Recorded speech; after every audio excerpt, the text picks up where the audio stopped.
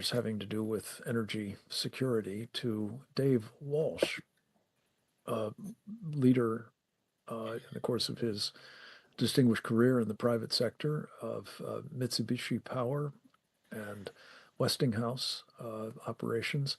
He is these days with the Dakota Group, a consulting group in the energy space, and a very, very prolific contributor to the public policy debate about so many of these energy security issues. But we wanted to get in particular his thoughts about what this tie that binds, if you will mean in the aftermath of this ceasefire for the relationship between China and Iran, for the, cash flow that it assures the mullahs, and the strategic advantages that it provides to the Chinese as well. Dave Walsh, thank you so much for taking some time with us and for your incredible expertise on all of these topics. We are anxious to hear what you have to say. Over to you, sir. Frank, thanks for having me. I'd like just start by supporting David's commentary on the, many of us had thought the strike was prudent, appropriate, and made sense given the opportunity presented, not because of falling in love with Netanyahu, not because we want to be involved in a forever war, but the opportunity presented by an emaciated Iran who has slaughtered hundreds, if not thousands, of U.S. troops through its proxy states over the last 20 years to do something about the enriched uranium and nuclear capacity that they have had, hopefully. The whole linchpin of that strategically would be about China and the fact that China had just 2.5 years ago established Iran as a incredibly important geographic forward proxy state in the middle of the Middle East, and one who is consistently, by its own announcements and activities, very hostile, obviously, to the U.S., to Israel for sure. But so the upshot of this incisive strike should have been, in strategy, we hoped it was, about China, which is one of the two devastations of the Ukraine war.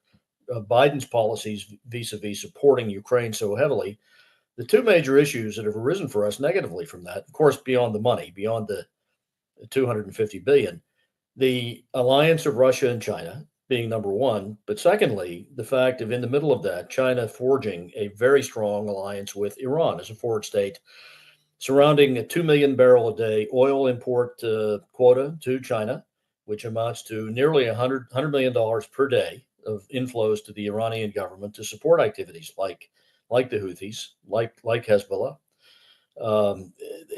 and also in exchange for, they have to buy that in renminbi. They're receiving lots and lots of military hardware and support from China inside of that agreement, only forged 2 years and 2 months ago by Xi Jinping and his folks with them.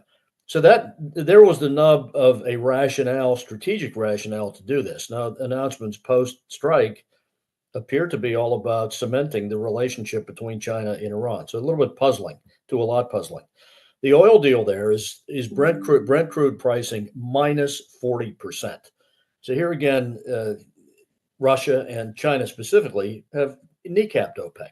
They've taken strident actions to kneecap OPEC, something we've never done out of homage to the royal family in the kingdom.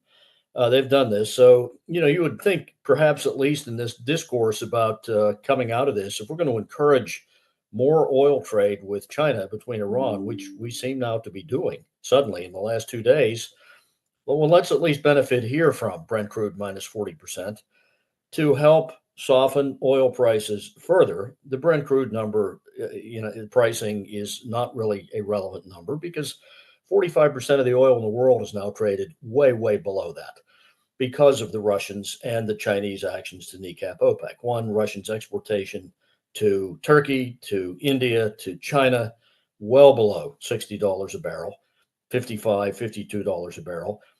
Europe's own supposed boycott against Russia, that all that has been as a cap at not being able to buy over $60 a barrel. Time has proven plenty of Russian oil continues to flow into Western Europe at prices sub the cap level.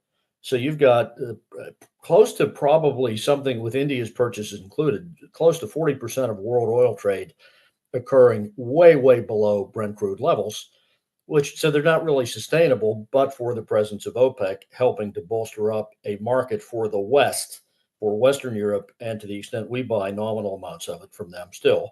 Certain grades we don't have. There's always going to be an oil trade at high levels, higher than sustainable levels. So I mean, the fact that's the one of the huge nubs of value in this for China. The 2 million barrels a day is sourceable elsewhere, was coming from Africa before.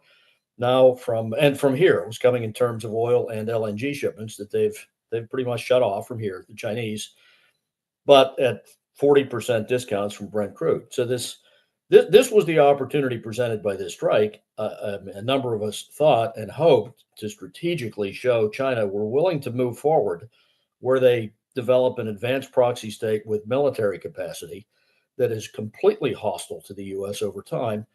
And here it now has turned out in the last 3 days, that's really had nothing to do with the strategy of doing this. So it is a little bit disappointing because in the longer run, the bigger issue for us in this play is not the needs of Netanyahu, but what China has done cementing a energy and economic. There's also active discussions of 2 pipelines for natural gas from eastern Iran into China, which would solve China's big need for pipeline natural gas, which is way, way more cost effective than LNG, which they have a shortfall of within China. China doesn't really have fungible natural gas available in country. So the pipeline discussions with Russia and now with Iran that will certainly now continue and actually kind of encouraged by us will be further emboldening their now a supply chain for natural gas, which will be cemented and cause them to need no LNG coming from here. Because pipeline gas is $5 to $6 a decatherm cheaper, especially coming from as nearby as eastern Iran. So, yeah, there's a number of consequences of the last few days' dialogue on outcomes of this that are quite disappointing in terms of the signal that could have been sent to China for what this meant in a forward proxy state being damaged when it's hostile to us, our willingness to do that, not to create a forever war, but our willingness to do it and keep a sustainable threat alive on Iran that should they continue to work on this nuclear program, that we're likely to do the same thing all over again. There's no military interest or strategic interest in announcing ahead of time that you'll never do that. There's no upside in that.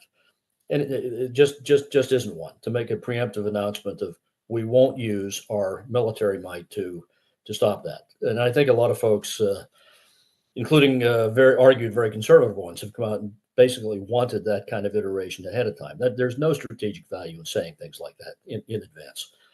So we're heading in what appears to be a negative direction versus the opportunity we had to send China a message here.